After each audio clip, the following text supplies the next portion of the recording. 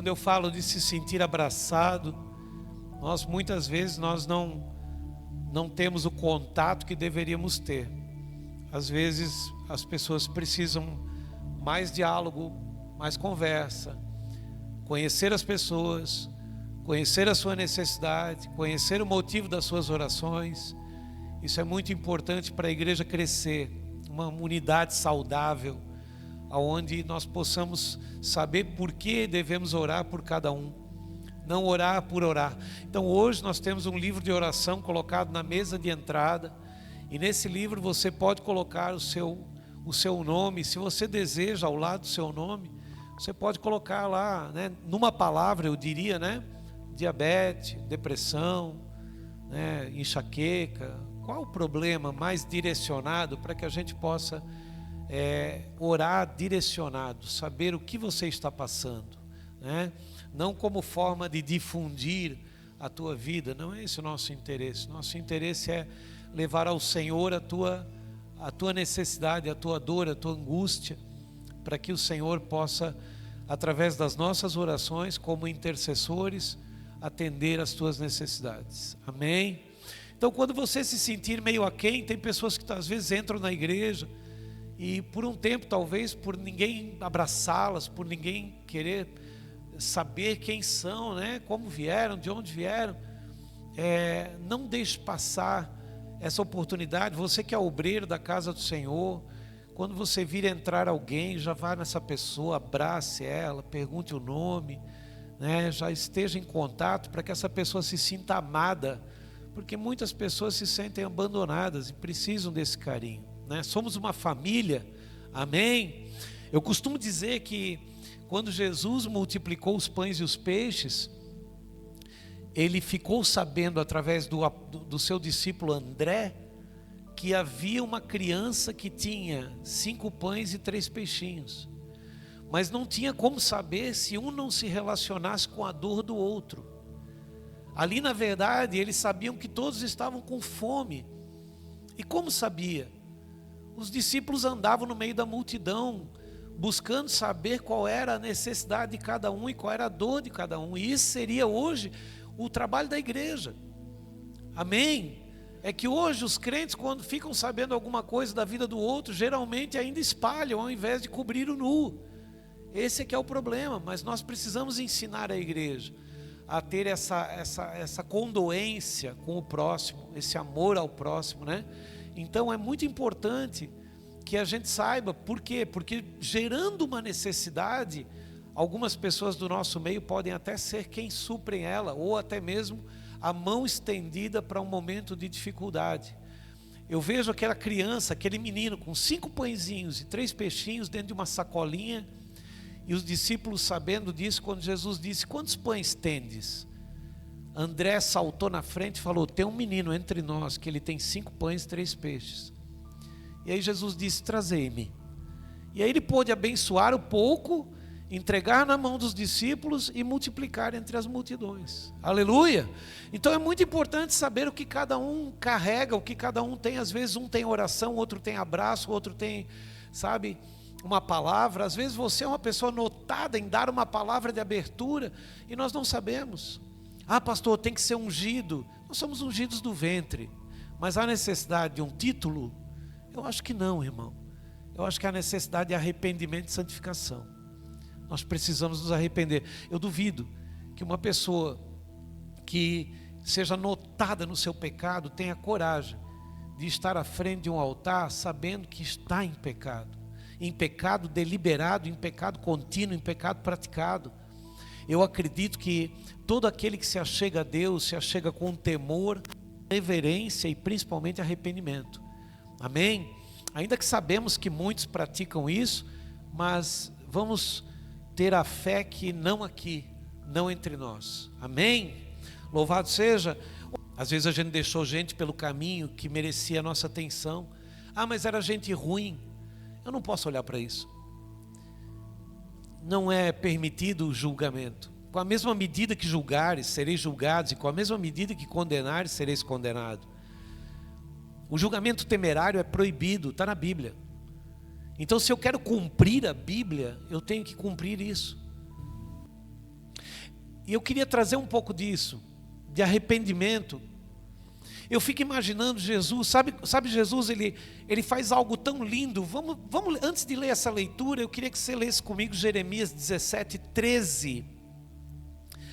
Quem conhece a passagem da mulher que foi flagrada em adultério, vai entender essa palavra. Jeremias 17:13, põe no telão para nós que já é o suficiente. Diz assim essa palavra, quer ver? O Senhor, esperança de Israel, todos aqueles que te deixam serão envergonhados. Continua. O nome dos que se apartam de mim será escrito o nome dos que se apartam de mim será escrito no chão. Você lembra de Jesus? O que ele estava fazendo quando trouxeram a mulher que foi flagrada em adultério? A Bíblia diz que ele estava escrevendo na areia. Sabe o que ele estava dizendo para os fariseus? Vocês se apartaram de mim. Vocês querem trazer essa mulher para me experimentar. Vocês não têm amor no coração, vocês julgaram ela.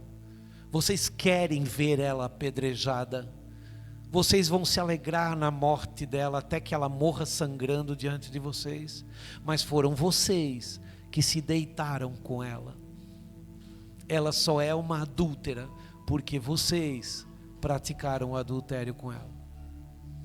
Era isso que Jesus estava escrevendo. Ele estava rejeitando aquele povo e dizendo: vocês não têm parte comigo, vocês estão longe de mim.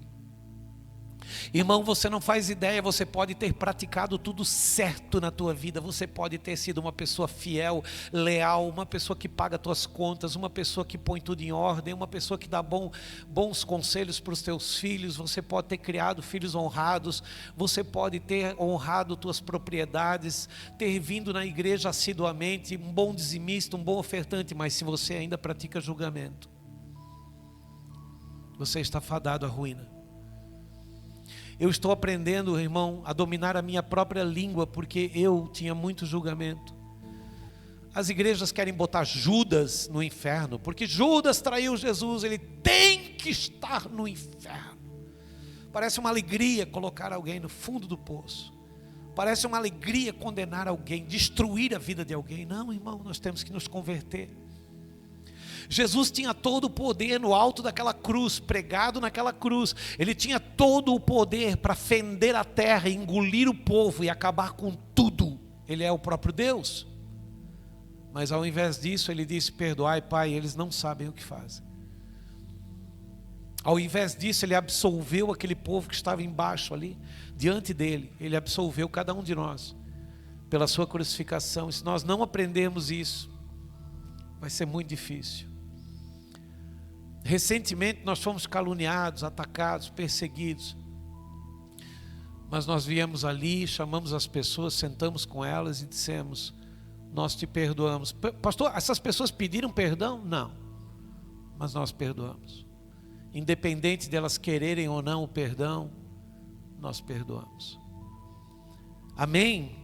Então a palavra de Deus, ela é bem clara, e eu queria que você ficasse comigo na palavra. Olha o que disse Jesus em Mateus, no capítulo 4 e no versículo 16 em diante, diz assim: o povo que estava em trevas viu grande luz, e aos que viviam na região e sombra da morte, resplandeceu-lhes a luz.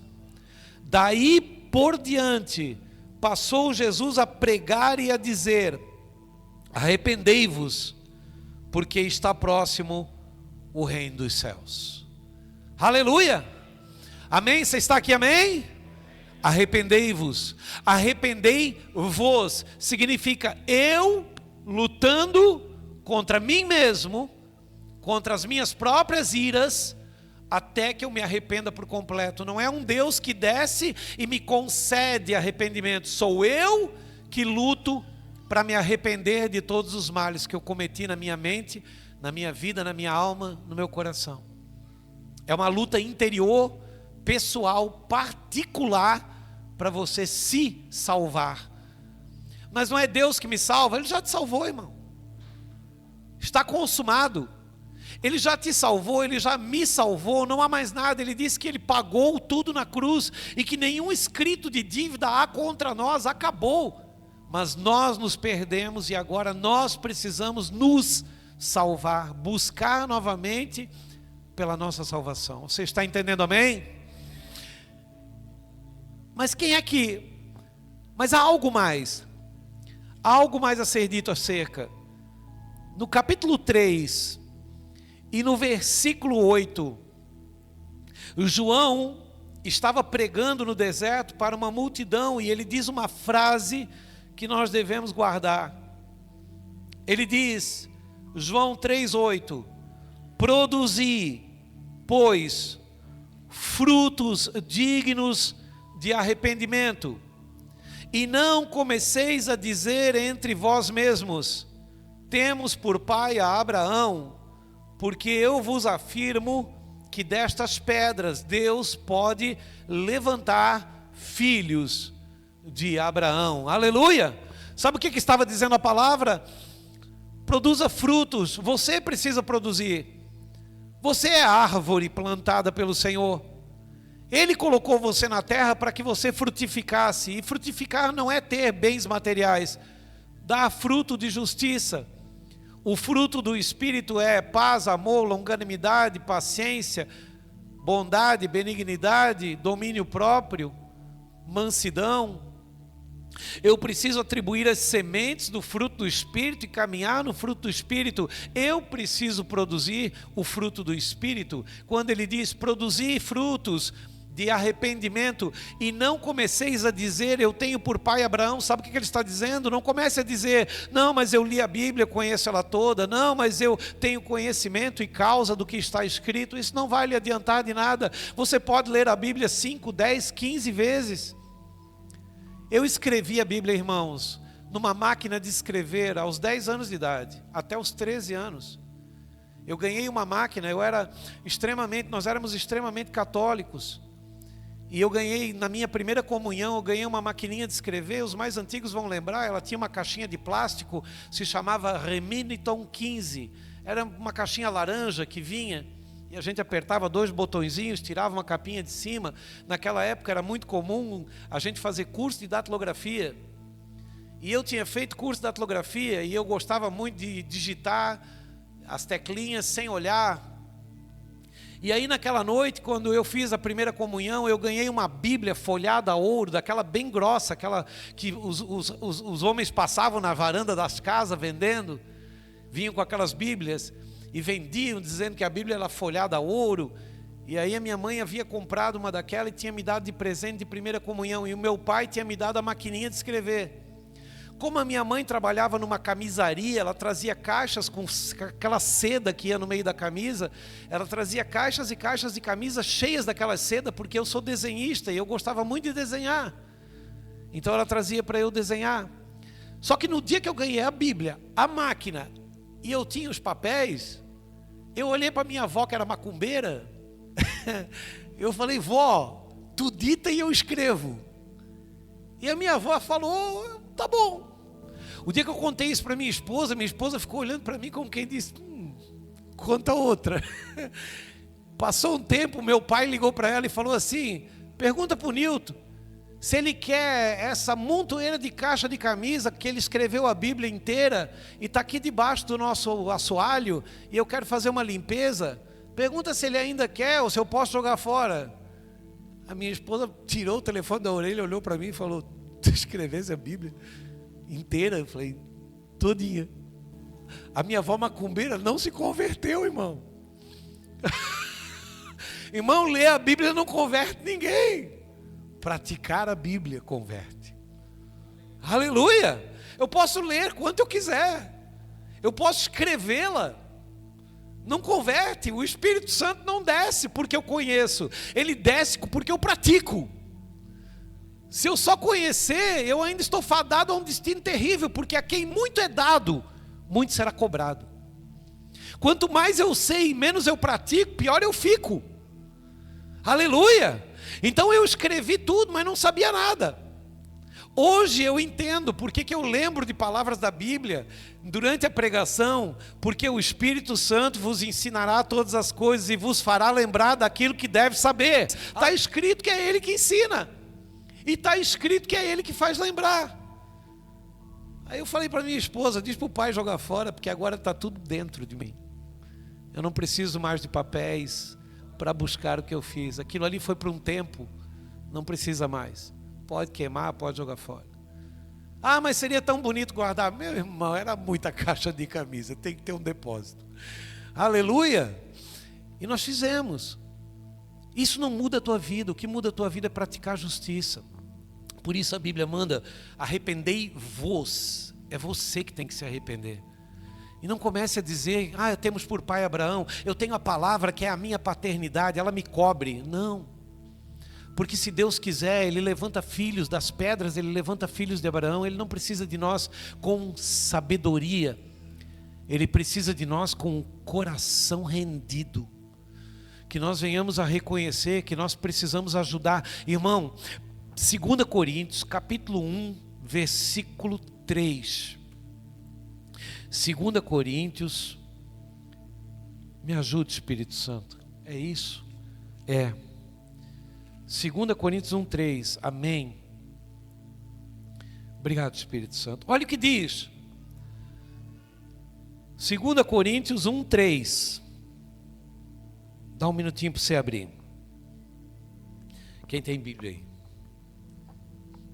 Uma vez eu me lembro que eu estava numa grande igreja. Eu adorei o que o pastor fez. O pastor gritou assim, umas 2.000 pessoas.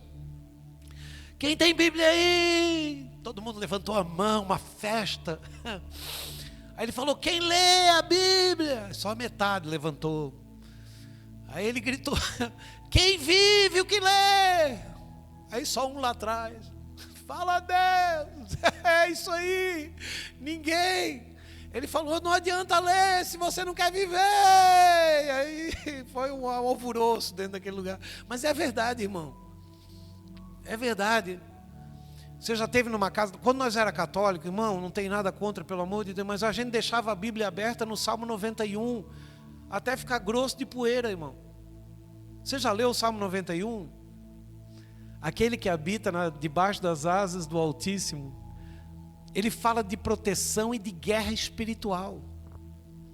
Não adianta deixar a Bíblia aberta, como se Deus tivesse que descer e dar uma lida. É verdade, eu tenho que proteger ele. Está escrito aqui. Não, irmão, a Bíblia é para nós. Nós precisamos ler e ver o quanto estamos protegidos. E quem lê o Salmo 91 não entende uma frase. Eu já vou ler para ti, mas deixa eu acabar aqui. Olha o que diz. Por que Deus te dá experiências? Deus quer alguma coisa de você. A Bíblia diz assim, 2 Coríntios 1:3.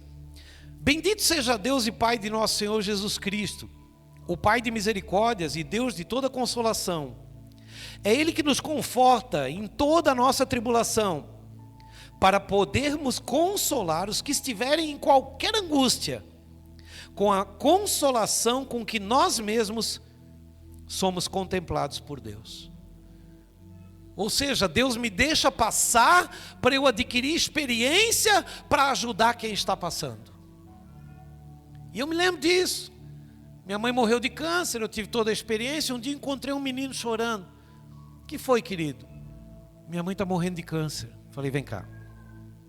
E aí chamei ele para perto, abracei, contei toda a minha história e acalmei o seu coração, dizendo para ele, é necessário que você agora faça isso. Falando de amor, de perdão, de oração, de confissão. Eu usei minha experiência. Eu já tinha passado. Precisava ajudar alguém com aquilo que eu tinha passado. Aleluia! A igreja curada, a igreja liberta, a igreja sarada, ela precisa somente colocar em prática aquilo que ela já aprendeu. E nós precisamos crescer com isso, irmãos. É impossível que a gente ainda tenha um dedo apontado e não tenha a mão estendida. Aleluia! Agora, é muito importante, e eu disse que eu ia trazer para você uma palavra, aleluia, o Salmo 91, glória a Deus. Abre ali comigo, Salmo 91, eu encerro aqui. Salmos 91. Meu Deus, abri na página. Aleluia. O Salmo 91, ele tem uma frase a partir do versículo 14. Quando ele fala da proteção que ele vai dar, proteção, quando ele vai te salvar de tantas coisas. Vamos pegar desde o começo aqui e você vai entender. A gente vai parar no 14 para eu poder te dar uma ênfase aqui. Diz assim, ó: aquele que habita no esconderijo do Altíssimo e descansa na sombra do Onipotente, diz ao Senhor. Você pode falar com ele quando você está nisso: meu refúgio e meu baluarte, Deus meu, em quem eu confio. Pois ele te livrará do laço do passarinheiro, da peste perniciosa. Cobrir-te-á com as suas penas, e sob suas asas estarás seguro. A sua verdade é pavês e escudo. Não te assustarás do terror noturno, nem da seta que voa de dia, nem da peste que se propaga nas trevas, nem da mortandade que assola ao meio-dia. Caiam 1000 ao teu lado, 10.000 à tua direita, tu não serás atingido. Somente com os teus olhos contemplarás e verás o castigo dos ímpios, pois disseste: o Senhor é o meu refúgio, fizeste do Altíssimo a tua morada. Deixa eu repetir o versículo 9. Por que ele vai fazer por que ele vai te proteger? Por que ele vai te guardar? Porque disseste: o Senhor é o meu refúgio, fizeste do Altíssimo a tua morada. E se eu não fiz? E se eu não disse? Não haverá proteção. Esse aqui é o motivo pelo qual ele irá te proteger. Porque fizeste do Altíssimo a tua morada e disseste que ele era o teu refúgio. Nenhum mal te sucederá, praga nenhuma chegará à tua casa, porque aos seus anjos dará ordens a teu respeito, para que te guardem em todos os teus caminhos. Eles te sustentarão nas suas mãos, para não tropeçares em nenhuma pedra. Pisarás o leão e a áspide, calcarás os pés o leãozinho e a serpente. Porque a mim, por quê? Porque a mim se apegou com amor, eu o livrarei. Você só será livre de todas as afrontas se você se apegou com amor ao Senhor. Tem um porquê aqui. Eu o defenderei. Por quê? Porque a mim se apegou com amor, eu o livrarei. Eu colocarei ele a salvo. Por quê? Porque conhece o meu nome. Uau, tem um porquê. Ele me invocará. Tem que ser invocado o Senhor, irmão. Ele me invocará e eu lhe responderei. Na sua angústia eu estarei com ele. Mas ele não vai me tirar da angústia? Não, porque a angústia faz o homem crescer. Nós crescemos no meio a tribulações. A nossa estatura de varão perfeito, espiritualmente na fé, se dá pelos momentos de tribulação e angústia. Ninguém cresce, irmão. A criança ganha sim para tudo, ela vira mimada. Você dá não, no primeiro momento é difícil, mas daqui a pouco ela cresce com sabedoria. Aleluia! Ele me invocará e eu lhe responderei. E se eu não invocar, ele não responde. Na sua angústia eu estarei com ele, eu o livrarei e eu glorificarei, saciá-lo-ei com longevidade e lhe mostrarei a minha salvação. Aleluia! Isso é o Salmo 91. Ele tem um porquê, se apegou a mim com amor. Porque me chamou pelo nome, porque eu sou o Senhor e o seu refúgio, porque ele fez de mim a sua morada. Se nada disso for feito, o Salmo 91 não tem efeito. E nós não entendemos isso. Nós achamos que é uma oração bonita, é uma oração, que Deus me protege. Te protege se você fizer a sua parte. Eu vou te proteger em tudo isso. Por quê? Porque a mim se apegou com amor, porque conhece o meu nome. Senão, não.